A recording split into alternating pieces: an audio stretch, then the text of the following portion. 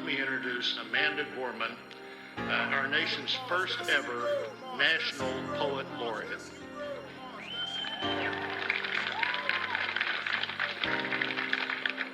Mr. President, Dr. Biden, Madam Vice President, Mr. Emhoff, Americans, and the world. When day comes, we ask ourselves, where can we find light in this never-ending shade? The loss we carry, a sea we must wade. We've braved the belly of the beast. We've learned that quiet isn't always peace. In the norms and notions of what just is, isn't always just is.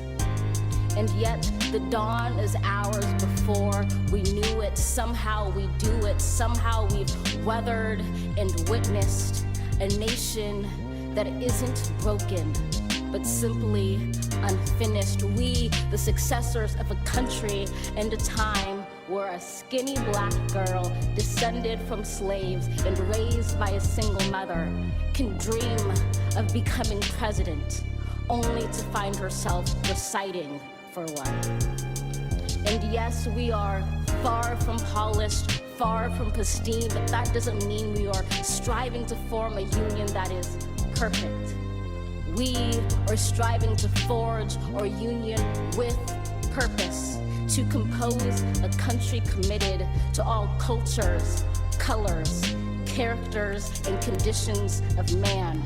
And so we lift our gaze not to what stands between us, but what stands before us. We close the divide because we know to put our future first. We must first put our differences aside. We lay down our arms so we can reach out our arms to one another. We seek harm to none and harmony for all. Let the globe, if nothing else, say this is true.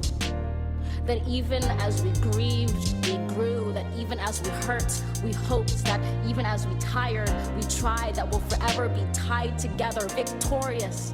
Not because we will never again know defeat, but because we will never again sow division.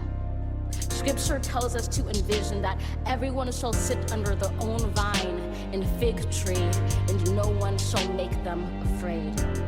If we're to live up to our own time, then victory won't lie in the blade, but in all the bridges we've made. That is the promised glade, the hill we climb, if only we dare it. Because being American is more than a pride we inherit. It's the past we step into and how we repair it. We've seen a force that would shatter our nation rather than share it, would destroy our country if it meant delaying democracy. And this effort very nearly succeeded. But while democracy can be periodically delayed, it can never be permanently defeated. In this truth, in this faith we trust, for while we have our eyes on the future, history has its eyes on us. This is the era of just redemption. We feared this at inception. We did not feel prepared to be the heirs of such a terrifying hour, but within it we found the power to author a new chapter, to offer hope and laughter to ourselves. So, while once we asked, how could we possibly prevail over catastrophe? Now we assert, how could catastrophe possibly prevail over us? We will not march back to what was, but move to what shall be, a country that is bruised but whole, benevolent but bold, fierce and free.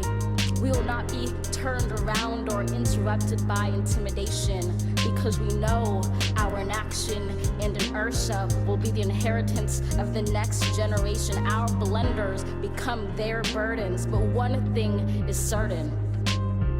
If we merge mercy with might and might with right, then love becomes our legacy and change our children's birthright. So let us leave behind a country better than the one we were left with. Every breath from my bronze-pounded chest, we will raise this wounded world into a wondrous one. We will rise from the gold-limbed hills of the west. We will rise from the wind-swept northeast, where our forefathers first realized revolution. We will rise from the lake-rimmed cities of the Midwestern states. We will rise from the sun-baked south. We will rebuild, reconcile, and recover in every known nook of our nation, in every corner called our country. Our people, diverse and beautiful, will emerge battered and beautiful. When day comes, we step out of the shade of flame and unafraid. The new dawn blooms as we free it. For there is always light if only we're brave enough to see it, if only we're brave enough to be it.